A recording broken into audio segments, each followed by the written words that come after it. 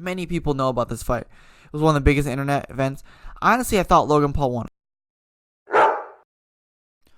What is up? It's your boy J-Dog. I'm here with another podcast. This time I'm by myself. I know, very, very sad.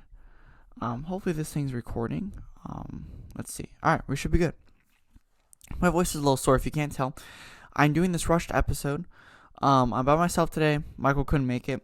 I have my little Conor McGregor figurine with me. He's gonna help me out a lot. Anyways, no Conor. Anyways, today I'm gonna be talking about the UFC. I know that we're launching the podcast, and you saw the test pilot. This isn't the full episode. I'm gonna do various topics, and I want you guys to choose what topics I'm going to talk about. So please let me know in the description, in person if you know me, or my Instagram at JDogTravels. Always plug. Anyways, please let me know, and we'll get to it. So our topic today is UFC, and also the Logan Paul upcoming fight. First of all, I'll talk about the UFC first, and then I'll talk about Logan Paul. I'm a very, very big MMA fan. I've always been a big MMA fan. When I was younger, my dad used to train MMA, and he used to actually train in his garage with his friend who also did MMA, and I watched him just do some street stuff, kind of like a straight out of a movie type thing. So it's really cool to see that, grow up with that, and with that came with the UFC. UFC is the NBA of MMA, basically. UFC's Ultimate Fighting Championship. All the biggest fighters like Conor McGregor, John Jones, Israel Adesanya, etc. All these athletes are UFC fighters, if you don't know. If you're not interested in the UFC, I'm sorry, but a lot of people requested this video, and I said, why not? Actually, a little side point. My dad's friend who helped train him MMA, he trained his dog how to do MMA. His dog was putting people in chokes, and I'm not lying. His name was Dexter, and Dexter would put people in rear naked chokes. That happened. Anyways, let's talk about this past weekend. This past weekend, not only did I take the SAT, but I did watch the UFC fights, and they were honestly really cool.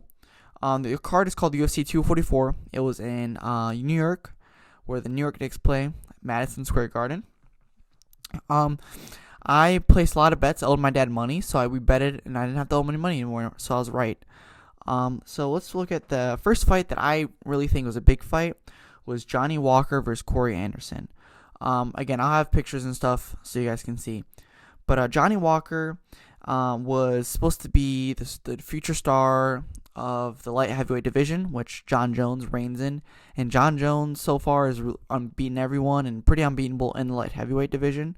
So something like Johnny Walker made everything exciting. I mean, his last couple fights, he had insane KOs, first round KOs, etc.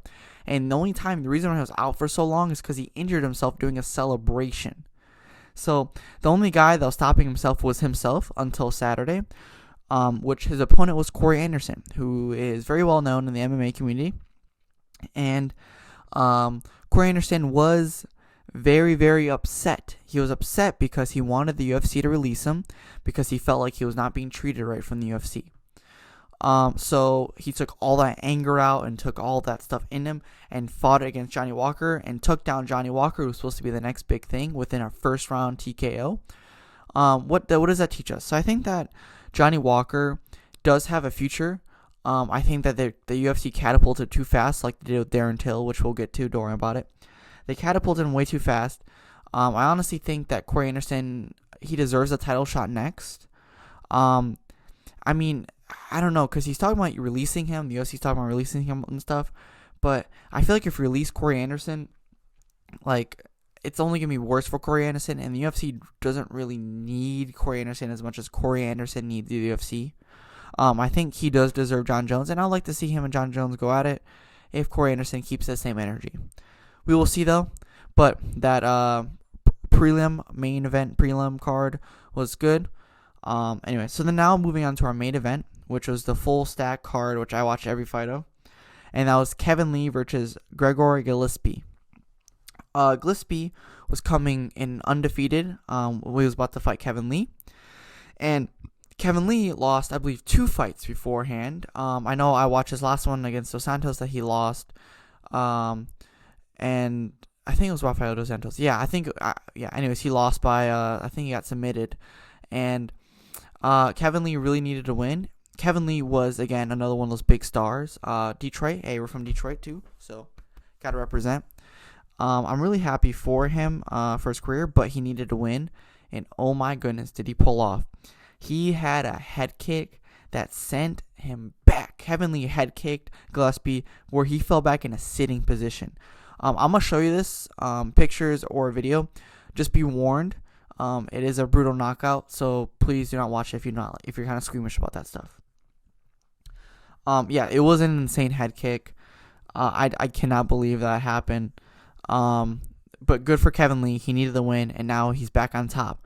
The reason why Kevin Lee was kind of struggling before is because he had different training camps, but now he's back with one solid team, and I think that really showed, and his performance was incredible. So good for him. Keep going, Kevin Lee.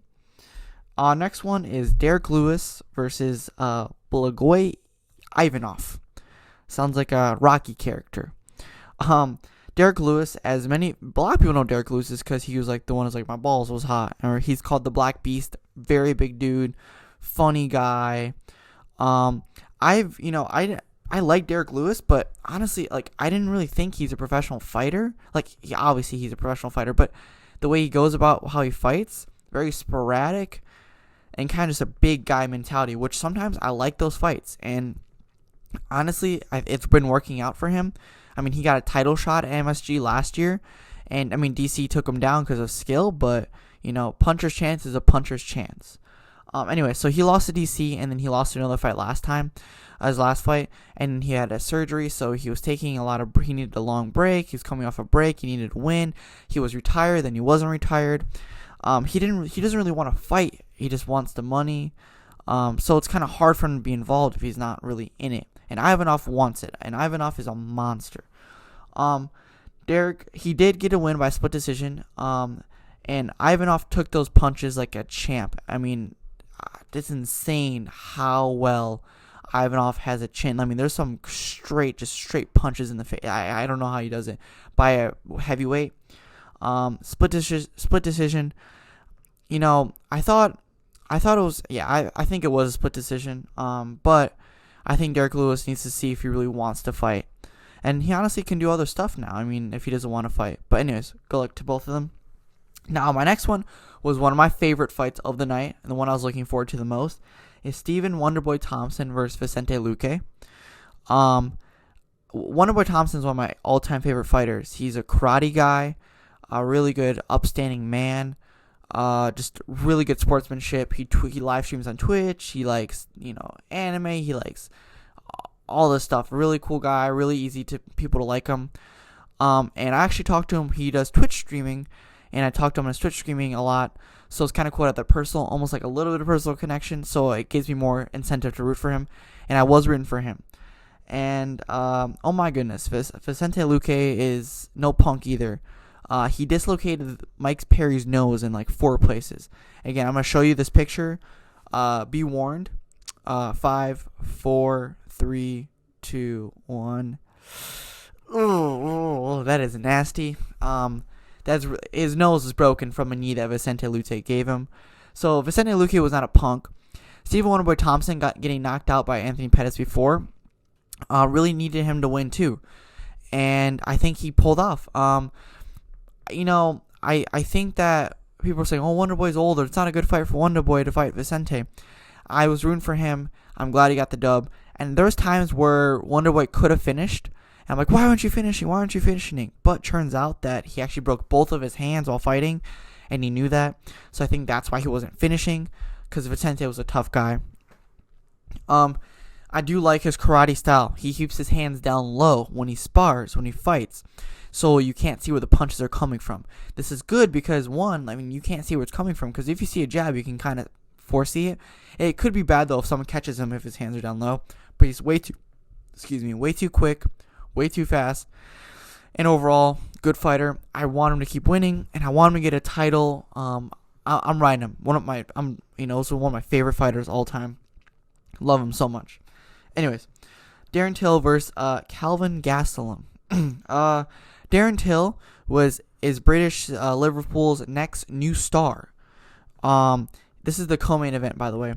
And Darren Till got knocked out his last fight, and the fight before he got TKO too for a title shot. And this is where I feel like the UFC did too much. People are saying how the UFC catapulted him way too fast. And I agree. I mean, he was coming off undefeated, I believe, really prominent in the UFC. And he got he got 2 losses, really bad losses. And then after he lost those 2 fights, he also had, outside of his personal life, had a lot of issues. He got arrested. It was hard for him and his family, his young daughter. So I was really, really pulling for him to do that. He moved up in weight class for this fight, his first time in his weight class, and I think it worked out better for him. Cutting weight, people that do wrestling, MMA, any other kind of tournaments where they have to cut weight, they know how much cutting weight sucks. And he's such a big dude for him to cut that much weight to get down to the weight class he was before that I don't know how he did it or how he didn't die. Like, literally. Cutting weight is really dangerous. So I'm really glad to see him that he's up, bigger dude. And it was a split decision. I honestly think it should have been majority decision, unanimous decision. But again, judges call. Judges what they see. And my impressions from the fight is, yeah, Darren Till did look a little hesitant. And afterwards, he mentioned how scared he was to fight and how he wanted to fake an injury not to fight. And coming into this fight, he had visa issues getting in the country because he's from London. So I was rooting for him, and it's really cool to see him as a fighter be open, because a lot of fighters and people that do, even like people watching this that do sports, get really nervous, or performances get really nervous to do something that they love, to hone their craft. I think it's because they don't want to fail at it, especially like fighting, where it's like win or lose, and you lose hard. It is super hard to do that. And so for him to say that really brings attention to the fans and to the MMA community, and we're really happy for him. Who I think Darren Till should face next is either Yoel Romero or, honestly, a title shot. I mean, Yoel Romero just came off a loss, but Yoel Romero is a beast. He's a scary guy, and even Darren Till is saying he's scared of him. So I don't know. I think Darren Till needs to get another win or give him the title shot, but I love Israel Adesanya. He is one of my favorite fighters too. So if I had to choose, I would have to choose Israel over Darren Till, even though I like them both. Anyways, I really hope the best for Darren Till in the future, and we cannot wait to see. Now to our main event, Jorge Masvidal versus Nate Diaz. A lot of people know Nate Diaz from the Conor McGregor trilogy. He and Jorge Masvidal did the insane knockout, the fastest KO in UFC history, against Ben Askren. It was an insane fight. So this main event was for a title called BMF. I'm not going to say it because I'm WA appropriate, as people would say. I'm children appropriate, but it means bad mother effer. This was a fight of who's the baddest man. And honestly, people say it was a letdown. I'll get to that if you haven't seen the fight or if you want to hear my opinion on it. But Masvidal came from being nothing to fighting in backyard brawls with Kimbo Slice on like really crappy YouTube videos with those street fights you see on YouTube, to being in the UFC, to losing, to being the split decision king. So he would always have split decisions, to starting to finish people. And he's the one that knocked out Darren Till brutally. He knocked out Ben Askren, and now he's fighting Nate Diaz for the title, for this fake title that was presented by The Rock. I think that it wasn't as much of a letdown. Nate Diaz, obviously, he's notorious in MMA community. He's, they're all thugs, they're all hardcore people from Stockton. So the kind of the marketing selling point was they're both thugs. They're ready to throw down. One's from Florida, the streets of Florida. One's from Stockton, streets of Stockton, and they're ready to throw down no matter what, which I think was really cool. And honestly, just two guys ready to go to war with each other is just so satisfying. Even if you don't even know who they are, just watching two guys go at it was awesome. So the hype for it was real. I was so excited to see this fight. So only got to the first 3 rounds because of doctor stoppage. There was a cut from Nate Diaz's eye, and I'm gonna show you that. Just be warned again, and go.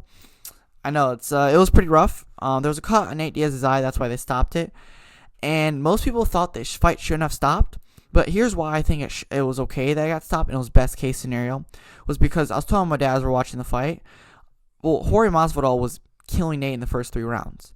There was it was obviously that he was winning. And Nate's cut was open. I'm like, okay, he's probably gonna have the cut called, and I called my dad. My dad's like, no, it's not going to, but they did, and I was right. But the reason why it's the best case scenario for Nate Diaz is because Nate Diaz technically didn't lose. He wanted to keep going. The doctor wouldn't let him, so they called it. So it's best case scenario for his brand. Another really good thing about it was, well, they said that Nate Diaz he's a cardio machine, so he's in those championship rounds that gets him the win. I agree, but the only thing he was going to do if he could beat Jorge was through a knockout or submission, which Jorge was looking really good, and I don't think would happen. So I think Jorge would have won no matter what. So people giving Jorge slack is not really deserved. I think he did deserve the title. And now he's going to get the title shot. In that same division is Kamaru Usman versus Colby Covington, and everyone knows Colby Covington he's a character. He's kind of the heel of the UFC. No one really likes him, but everyone watches him to get beat up, but he still wins. I think Colby's cool. I mean, deep down, I think he's a nice guy. I don't think he's truly like that yet. But I hope the best for him and Usman, and I hope he gets the dub for the title shot. I hope he gets the title, because if he gets the title, him and Jorge are going to fight for the next unified title belt. And I think that's going to work well, is because they both come from the same gym, American Top Team. And now with everyone hating Colby, and him and Mazal had really big problems, and now they want to fight no matter what. So I think that putting a title on it would really build up the story, and I would watch so much. That looks like such a good fight. So I hope Colby gets the win, title shot, gets the title, just so then Jorge and him can go at it. So that was it for the UFC 244. This Saturday, Logan Paul is versus KSI 2. I actually was an OG Logan Paul fan. I know, I hate to say it, but I don't hate to say it. I'll probably get roasted for this, but it's whatever. But I remember watching Logan Paul on Vine, and also before he hit 1 million subscribers on YouTube, back in his on Vine Street in his apartment. We knew the Greg Woodstock, the pond guy, built a pond for him. I love Logan. I do like Logan Paul. And I know obviously the whole Japan thing, it was awful, and I don't condone that. But I think that he did learn his lesson. He moved on, and forgiveness and grace, and he learned from that. Now he's doing some really cool stuff with his podcast. Impulsive is a really good podcast.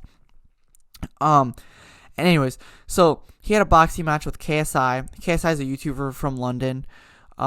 He does gaming videos, whatever. But he did a boxing match, and after he won this boxing match, he called out Logan Paul. So last year, him and Logan Paul fought. I actually bought the pay-per-view. Had a couple of my friends over, watched it. They were wearing headgear. It was kind of like the pay-per-view was like $2, $5. So it wasn't really that professional. But the fight ended in a draw. And how I saw it the first time was I saw Logan Paul win. Many people know about this fight. It was one of the biggest internet events. Honestly, I thought Logan Paul won. I thought he won the first, second, third, and I think fifth round. First, second, third, fifth. But I guess I could see why it was a draw. It definitely wasn't a publicity stunt. It wasn't staged. So that only hypes it up for the second bout, which is this one upcoming Saturday. They're fighting again, but they're fighting no headgear, 10-ounce gloves, and it's a professional fighters. They're pro boxers. This is a real event, by professional boxing promoter Eddie Hearn. I'm really excited for this fight. My prediction is that I think Logan Paul gets it done. Obviously, I'm biased because I like Logan Paul, but from a standpoint, Logan Paul is taking it really, really seriously. And I think KSI is too, but I think Logan Paul is just a natural athlete. He was a wrestler in high school. He was training for a while to go to the Olympics. He's just overall a bigger guy, has a more muscular frame. And some would say you don't need to be muscle for boxing, fighting. I mean, obviously that's true. But I think that for this, he's worked really hard. Now he knows how to box, and now the athleticism and the boxing skills will really take him to get the win against KSI. I don't think it's going to be close. I think Logan Paul's going to knock him out. I think it's going to be, he says first round. If it's first round, dope. I don't think it's first round. I think maybe second or third. And I really hope he does, because I want to see Logan Paul win. I'm rooting for him this weekend. So that wraps it up for this quick highlight podcast. Again, this is UFC talk, MMA talk. I'm really big fan of the UFC, MMA, boxing, combat sports world. If you aren't, I'm sorry for that. If you are, great. Let me know what you want me to talk about. I hopefully have some more people on. I'm trying to find different guests, different hosts, testing out different things. My lighting might be bad because I have my lights went out, so I'm using all these like lamps. But I wanted to get this episode out because I wanted to talk about the upcoming Logan Paul fight. Drop a like. You know what to do. Subscribe. Smash that like button. Everything in bio, whatever. We'll see you on the next one. Please stay easy, freezy, Jeezy, easy. I can't rap, so I'm gonna end it. Bye.